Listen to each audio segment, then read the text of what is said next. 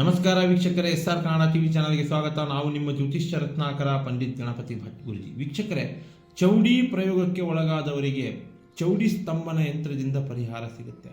ಈ ಚೌಡಿ ಪ್ರಯೋಗ ಅನ್ನುವಂಥದ್ದು ಒಂದು ತಾಂತ್ರಿಕ ಸ್ತ್ರೀ ಶಕ್ತಿಯ ಪ್ರಯೋಗವಾಗಿರುತ್ತೆ. ಅಂದರೆ ಒಬ್ಬರು ಮೈಯಲ್ಲಿ ಅಥವಾ ದೇಹದಲ್ಲಿ ಬೇರೆ ಶಕ್ತಿ ಬಂದು ವಕ್ರಿಸ್ಕೊಳ್ಳೋದನ್ನು ನಾವು ಚೌಡಿ ತಂತ್ರ ಅಂತ ಕರಿತೀವಿ. ಈ ಶತ್ರುಗಳ ತಾಂತ್ರಿಕ ಪ್ರಯೋಗದಿಂದ ಅಘೋರ ಶಕ್ತಿಗಳಿಂದ ಇಂಥ ಚೌಡಿ ಪ್ರಯೋಗವನ್ನು ಸೃಷ್ಟಿ ಮಾಡ್ತಾರೆ. ಈ ಚೌಡಿ ಪ್ರಯೋಗಕ್ಕೆ ಒಳಗಾದವರ ದೇಹದಲ್ಲಿ ವಿಚಿತ್ರವಾದ ಒಂದು ಶಕ್ತಿ ಬಂದು ನಿಲ್ಲಿಸುತ್ತೆ. ಅವರು ಪ್ರತಿದಿನ ಅನಾರೋಗ್ಯಕ್ಕೆ ಒಳಗಾಗ್ತಾರೆ, ಮಾನಸಿಕ ನರಳಾಟಕ್ಕೆ ಒಳಗಾಗ್ತಾರೆ. ವಿಚಿತ್ರವಾದ ವರ್ತನೆಗಳಿಂದ ಮನೆಯಲ್ಲಿರುವಂಥ ವ್ಯಕ್ತಿಗಳಿಗೆ ಭಯಪಡಿಸ್ತಾ ಇರ್ತಾರೆ. ಇಂತಹ ಚೌಡಿ ಪ್ರಯೋಗದಿಂದ ಹೊರಬರಲು ಬಹಳ ಕಷ್ಟಪಡ್ತಾ ಇರ್ತಾರೆ. ದೇವಸ್ಥಾನಗಳು, ಪೂಜೆ ಪುನಸ್ಕಾರಗಳಂತ ಮಾಡಿದ್ರೂ ಕೂಡ ಚೌಡಿ ಪ್ರಯೋಗದಿಂದ ಹೊರಗೆ ಬರಲಿಕ್ಕೆ ಆಗೋದಿಲ್ಲ. ಇದೊಂದು ಅನಾರೋಗ್ಯ ಪೀಡೆ, ಮಾನಸಿಕ ಖಿನ್ನತೆಗೆ ಮೂಲವಾಗಿರುತ್ತೆ. ಈ ಚೌಡಿ ಪ್ರಯೋಗದಿಂದ ಹೊರಗೆ ಬರಬೇಕೆಂದ್ರೆ ಚೌಡಿ ಸ್ತಂಭನ ಯಂತ್ರ ಎನ್ನುವಂಥದ್ದು ನೀವು ಬಹಳ ಅತಿ ಮುಖ್ಯವಾಗಿ ಬಳಸ್ಕೋಬೋದು. ಬ್ರಾಹ್ಮಿ ಮುಹೂರ್ತದಲ್ಲಿ ಈ ಪ್ರಯೋಗ ಮಾಡ್ಕೋಬೇಕಾಗ್ತದೆ.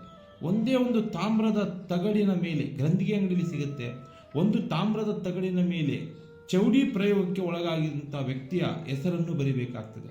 ಈ ಚೌಡಿ ತಂತ್ರದಿಂದ ನರಳುತ್ತಾ ಇರುವಂಥ ವ್ಯಕ್ತಿಯ ಹೆಸರನ್ನು ಬರೆದು ಚೌಡಿಯ ಬೀಜಾಕ್ಷರಾದಂತಹ ಲಂ ಲಂ ಲಂ ಲಂ ಎಂದು 5 ಬಾರಿ ನೀವು ಆ ಬೀಜಾಕ್ಷರನ ಆ ತಗಡಿನ 4 ಮೂಲೆಯಲ್ಲೂ 4 ಸಲ ಬೀಜಾಕ್ಷರಗಳನ್ನ ಬರೆದು ಮಧ್ಯಭಾಗದಲ್ಲಿ ಒಮ್ಮೆ ಅದರ ಬೀಜಾಕ್ಷರನ ಬರೀಬೇಕು. ಹೆಸರು ಬರೆದಿರುವಂಥ ಜಾಗದಲ್ಲಿ ಲಂ ಲಂ ಲಂ ಎನ್ನುವಂತಹ ಚೌಡಿಯ ಬೀಜಾಕ್ಷರನ್ನು ಬರೆದು 1 ದಿನ ಅರಿಶಿಣದ ನೀರಿನಲ್ಲಿ ಆ ತಾಮ್ರದ ತಗಡನ್ನು ನೀವು ಇಡಬೇಕಾಗ್ತದೆ. ಮಾರನೇ ದಿನ ಚೌಡಿ ಪ್ರಯೋಗಕ್ಕೆ ಒಳಗಾದಂಥ ವ್ಯಕ್ತಿಯ ತಲೆದಿಂಬಿನ ಕೆಳಗೆ ಇಟ್ಟಿದ್ರೆ ಚೌಡಿ ತಂತ್ರದಿಂದ ಪರಿಹಾರ ಸಿಗುತ್ತೆ. ಚೌಡಿ ಉಚ್ಚಾಟನೆ ಆಗ್ತಾರೆ ಅಂತ ಹೇಳ್ಬೋದು. ನಿಮ್ಮಲ್ಲಿ ಏನಾದರೂ ಚೌಡಿ ತಂತ್ರ ಆಗಿರುವವರು ಕಂಡ್ರೆ ಅಥವಾ ಆಗಿದ್ದರೆ ಇಂಥರ ಪರಿಹಾರ ಮಾಡ್ಕೊಳ್ಳಿ. ನಿಮಗೆ 100% ಪರಿಹಾರ ಸಿಗುತ್ತೆ. ನಮಸ್ಕಾರ ವೀಕ್ಷಕರೇ.